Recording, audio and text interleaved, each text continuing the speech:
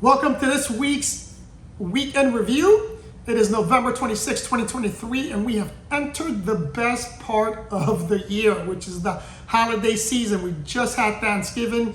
Thanksgiving and Christmas are, for me, my two best holidays. In fact, they're really my only two holidays that I really celebrate. I don't really celebrate too many holidays, but by far, Thanksgiving is my number one holiday, and Christmas comes very close second. And the main reason why I pick Thanksgiving to be my best holiday, because it's truly the time in the year that I reflect on the entire year, and it's the time of the year in which I give thanks. Right?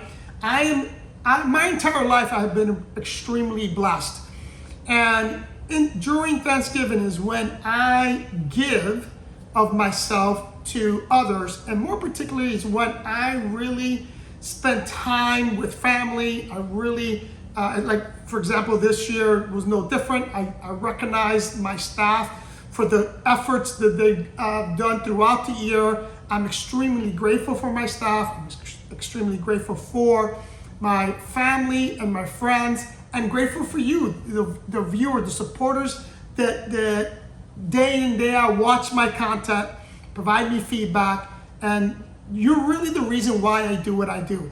And that's why I picked Thanksgiving as my favorite holiday, because it's really a time for me to reflect, be grateful, and time for me to recognize those that have supported me and helped me throughout the year.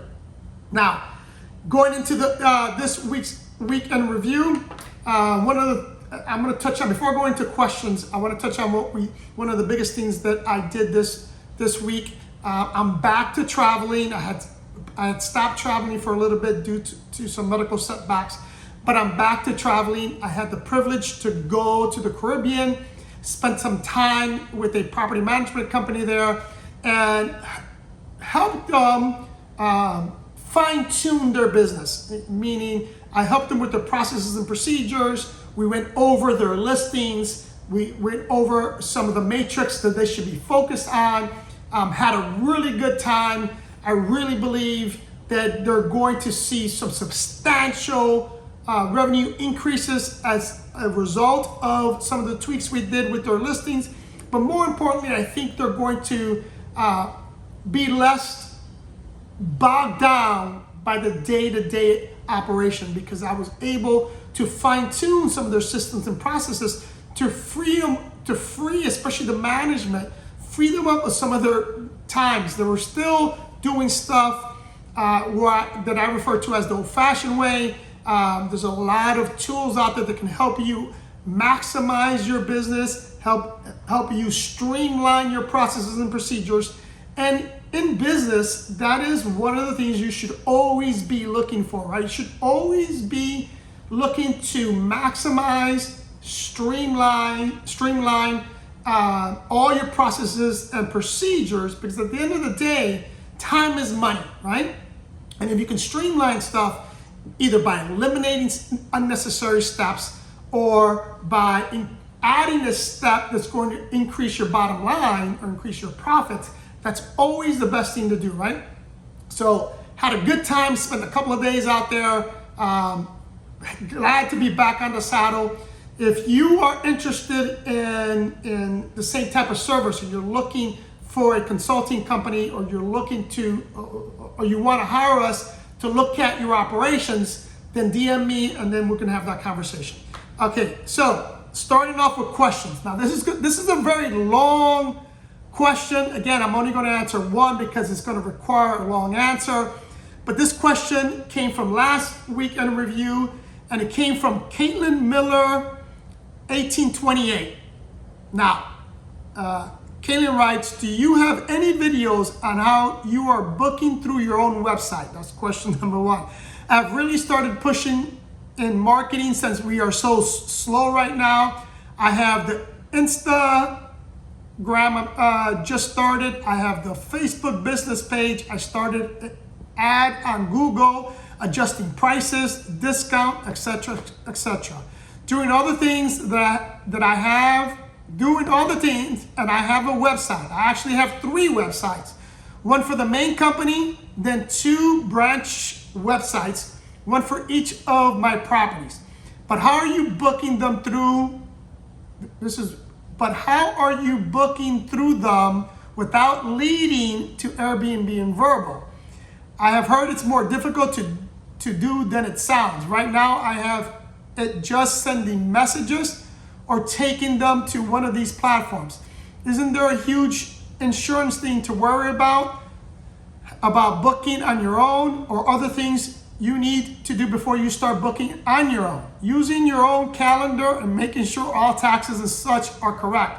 Please guide me. How are you doing these things? Okay, there's a lot in that question. Some of the stuff I don't truly understand what she's asking, but if I understand the question correctly, if you go to that video, I detailed everything written. So but here I'm gonna go quickly, give you a quick overview, right? The first thing is I want to talk about is she asked about direct bookings. As I mentioned in multiple videos, direct booking, it should be your primary focus, right? You should be marketing, and you should be marketing to your booking website. There's no need to market to Airbnb or Vrbo because they're spending their own money on their marketing. And if you do that, you are actually marketing them. This is one of the reasons why I can't stand when I hear people say, I'm in the Airbnb business. No, you're not in the Airbnb business. You're in the short-term rental or vacation rental business. Stop promoting Airbnb. You're only promoting that company, not your company, right? So, having said that, having a professionally well-designed website is a must. That's number one. Number 2 is you should have a, within your website, right? There should be a online booking system. You know, your website should allow your potential guests to go on there, look at your properties, and book it, right? So that needs to be there. Within that, you have to have payment processes. When it comes to pricing and discounts, right? On your own website, you're automatically baked in. Let's assume that you're using the same prices across all OTAs, right? So let's say that's $100 across OTAs. If a person books directly to you, they're automatically there's a baked-in savings within that. So let's just use Airbnb, for example. Airbnb charges a potential guest to book on their platform a 14% markup, right? If they go to your website, they're saving at least 14%, right? You can also include discounts, like I do promotional discounts. If you go to my Instagram, especially if you went there on Thanksgiving, I did a Black Friday promotional discount. And that code only works on my website. But there's a link on that Instagram promotion that takes you to my website, and then there's a code that you can use for Black Friday so that you can book your stay. It cost me $100 to do that promotion.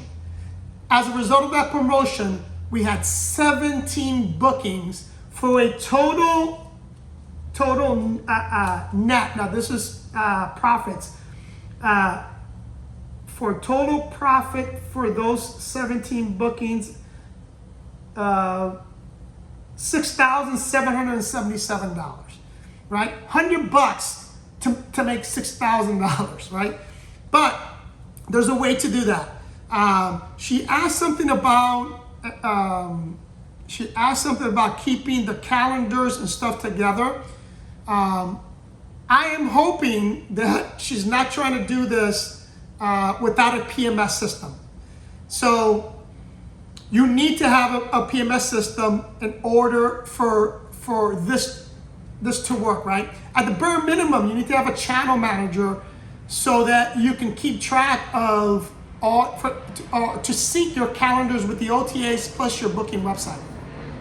The next thing she asked was about insurance. How do you protect yourself in terms of insurance? Because now you're not being covered through, for example, using Airbnb through the host guaranteed or their insurance program that they provide you. This is where you need to make sure that you have your own liability insurance. So I highly recommend you reach out to your insurance carrier and ask about your errors and omission policy.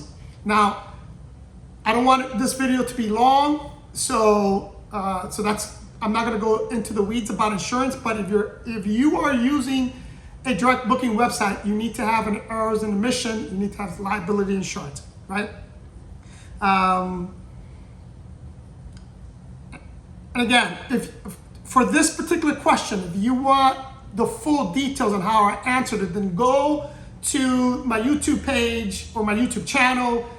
Click on this video, go to comments, you see how I responded to Caitlin.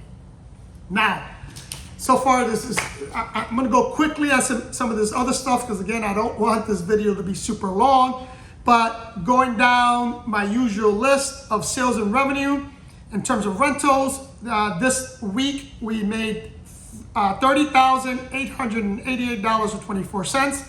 With additional fees, we made $11,650.80 for a total of $42,506.04. In terms of our project progress, if you followed my weekend reviews, you know I'm working on 2 projects currently. They're still in the process. The project in South Miami, we're about 1 week out for maybe 10 more days of finishing that project, and I'm gonna try stay tuned to my Instagram page so you can see the final results of that project. The second project in which we're doing, we're remodeling and staging 3 apartments during the same building. That we just kicked off on that. We're in the purchasing stage. So the properties have already been remodeled. Now we're purchasing the furniture and the decor and all that. So we're in that stage. The market comparison analysis for this week. This was a great week for us. Obviously, it was Thanksgiving week. Our occupancy rate was 98% across all of our properties. So what does that mean? That means that we were fully booked. Had a bunch of check-ins and check-outs throughout the week. My staff was on their toes. So the next thing, were there any issues? Yes, we had no major issues, especially or no major incidents. Now, I want to go over one issue that we had. And this is kind of common, and this is how we handle these type of issues. We had a guest that from the get-go was complaining. Meaning, the moment she booked and got to the property, she got there a little late, she started complaining about there wasn't enough lighting in the pathway to get to the apartment. She couldn't find the apartment.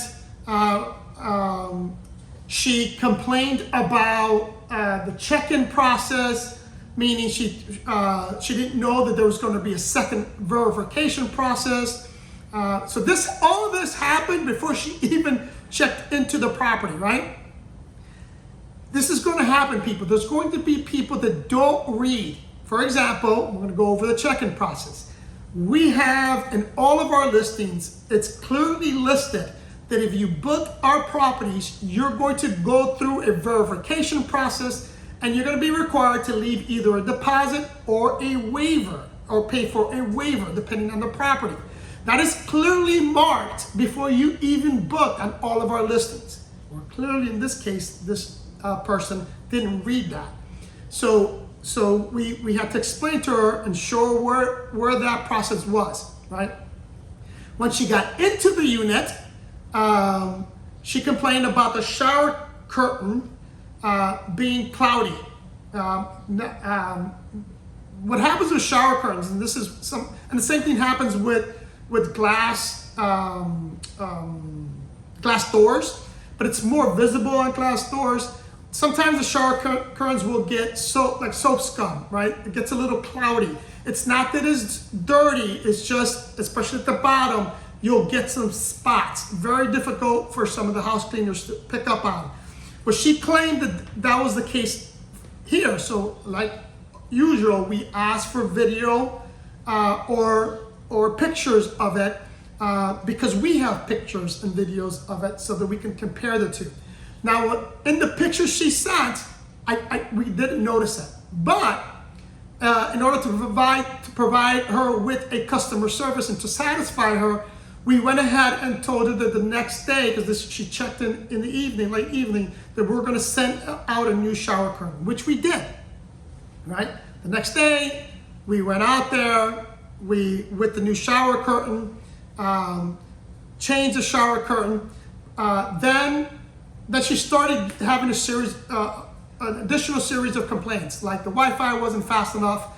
The other thing was that we asked our guests to take the garbage out, right, on the garbage days. So we don't ask them.